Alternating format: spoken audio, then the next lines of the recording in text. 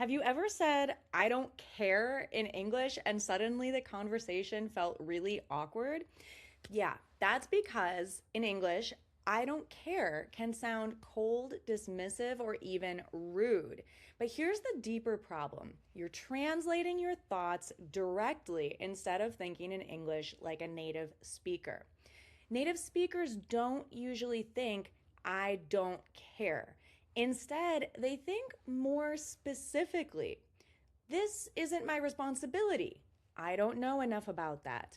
That's not my role. That's not my interest. And I'm going to teach you some more idiomatic phrases that we use in everyday real life conversation instead of I don't care. So, today I'll teach you to think in English more precisely so you sound more natural, polite, confident, and of course, fluent. And a quick note, I made a free PDF study guide for this lesson with all the phrases, example sentences, and a practice session. You can download it below. The link is in the description and the pinned comment, and practice these until they feel automatic. And a quick tip, if you're serious about thinking in English, don't just watch. Write these phrases down. Use the PDF. You can download it, print it off, and you can also use a small notebook just for expressions like this so you can review them daily. I'm going to link to one of my favorite notebooks that I recommend if you'd like to check it out. Okay, let's start with the first phrase, one of my favorites. It comes from baseball. So if you're a baseball fan, this is a fun one.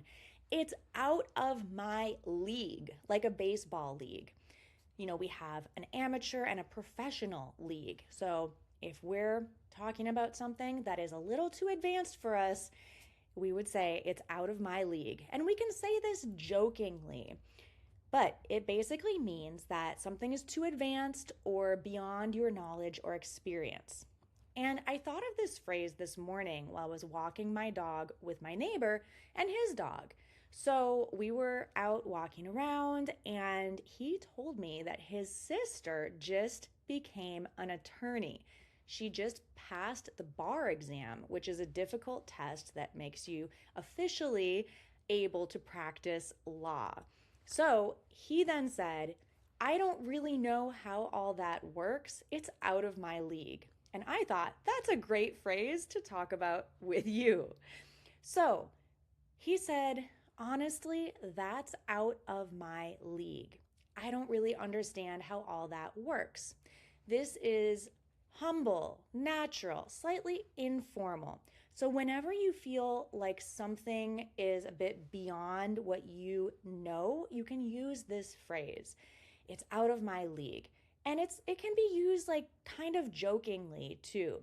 Or if you just don't want to talk about something, it's also a good phrase to know. Okay, another one, that's above my pay grade. I also used this phrase this morning and I couldn't wait to share it with you.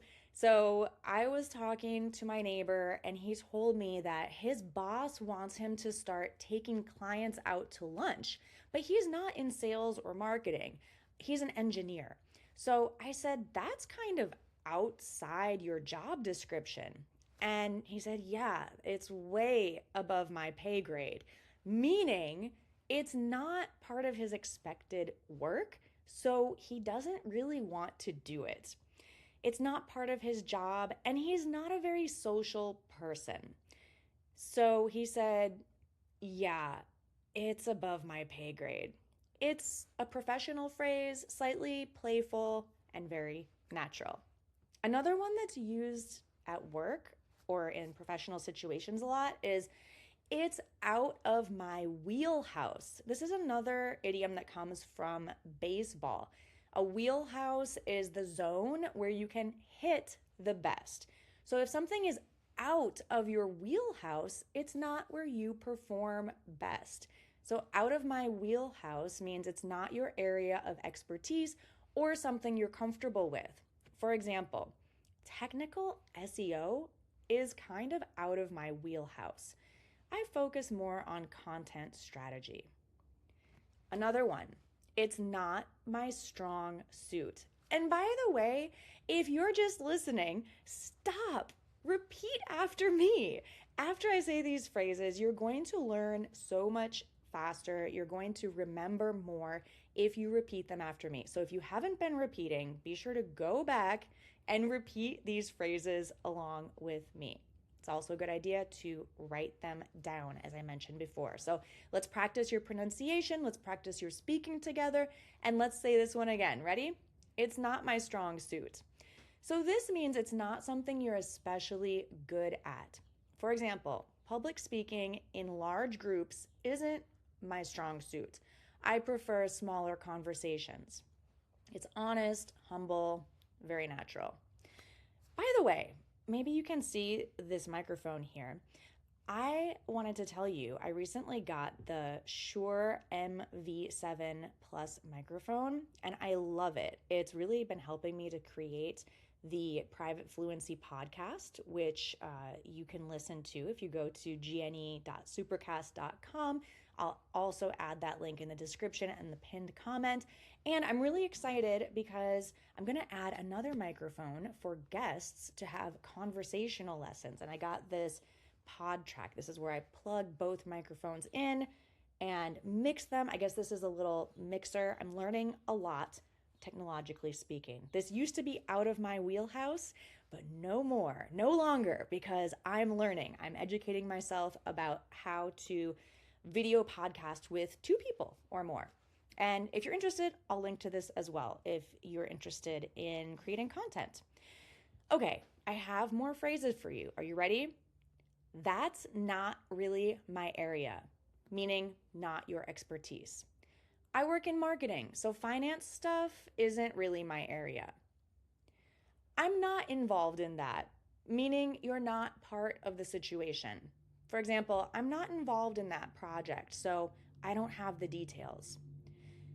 That's outside my scope, meaning it's not part of your role. For example, hiring decisions are outside my scope. That's not my call, meaning not your decision. To be your call means your decision. So this is a really good one to know. It's very common. For example, whether we approve this, that's not my call. Next, I'm not the right person to ask, meaning someone else knows better. For example, I'm not the right person to ask about legal stuff. I'm not a lawyer. That's not really my thing, meaning it's not your interest. This is much better than saying you don't care about something. That's not really my thing. Another bonus phrase that's even more idiomatic is, that's not my cup of tea. I learned when I was living in Brazil that the equivalent phrase is, it's not my beach. Não é minha praia, if you speak Portuguese. Please correct me if I'm wrong, but I thought that was really cute. Sometimes we have the same meaning in totally different idiomatic phrases. Like, you can't translate directly. And that's why it's so important to remember these phrases and not translate in your head from your first language. Okay, moving on. I don't have much insight into that, meaning you don't know enough to comment. I don't have much insight into that decision. I can't really speak to that, meaning you're not qualified to give an opinion. I can't really speak to that. I wasn't there. I wasn't in the meeting. That's a bit beyond me. It's slightly too complex. All the technical details are a bit beyond me. I'll have to defer to someone else on that. You're passing it to another person. For example, I'll have to defer to the legal team on that. So remember, when you say, I don't care, it doesn't mean what you think it might mean. We really only specifically use I don't care if something is truly unimportant and we don't really want to talk about it. It sounds cold. It can sound rude. So be careful using this phrase. It can sound like saying, this isn't important, this is a waste of time, or stop talking. Yes, saying I don't care actually conveys these very kind of strong and negative meanings. So be careful because most of the time that's not what you mean. So instead of translating, I don't care from your native language, pause and think, what do I really mean? It's not my job, it's not my expertise, not my interest. Then choose the exact phrase. And that's how you start thinking in English, is thinking how natives really use the language, not how you would translate from your mother tongue. All right, now it's your turn. In the comments, complete the sentence. When it comes to fill in the blank, I usually say fill in the blank. For example, when it comes to investing, I usually say that's not really my area. Or when it comes to the law, that's outside my wheelhouse. So you can practice more than one of these phrases in the comments. Be sure to subscribe to get new lessons every week here, and remember to get your free PDF download to study along with me. Remember, the goal isn't just to speak English, it's to think in English like a native speaker. And small shifts like this, using the right idiomatic phrases, they completely change how people experience you. Thanks so much for watching, and I'll see you next time. Bye for now.